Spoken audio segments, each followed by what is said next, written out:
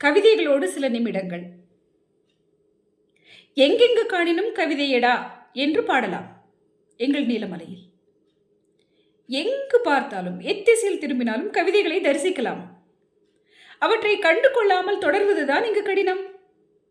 அப்படியும் அலட்சியப்படுத்தி தொடர்ந்தால் பறவைகள் மெட்டிட்டு பாடி அழைக்கும்.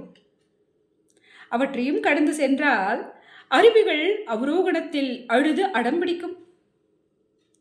கண்களில் பசுமை பூசும் தேயிலை தோட்டங்கள் எண்ணங்களில் விதைக்கின்றன ஏதேதோ. சுண்ணாம்பு கட்டி போல் கழுத்தை நீட்டி செம்மாந்து அமர்ந்திருக்கின்றது அந்த புல்புல்.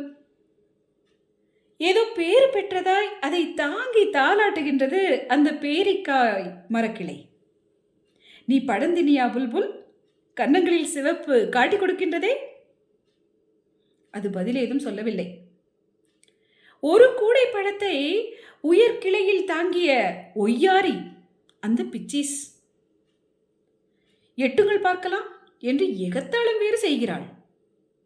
அந்த நிமிர்வும் அசைவும் அலட்சியமும் செல்வ சீமாட்டியின் திமிர் போல என்னை சீண்டுகின்றது பல நேரம். விழிகளுக்கு விருந்து வைத்து கைகளுக்கு எட்டாமல் கனிந்து நிற்கின்ற கனிமரங்கள். சன்னல் வழியை நான் பார்க்க, அவை என்னை பார்க்க, இதை வாய்ப்பாக்கி கொண்டு அடுத்தவன் விடைத்தாளை எட்டி பார்க்கின்றான் என் மாணவன். இதோ வருகிறேன்.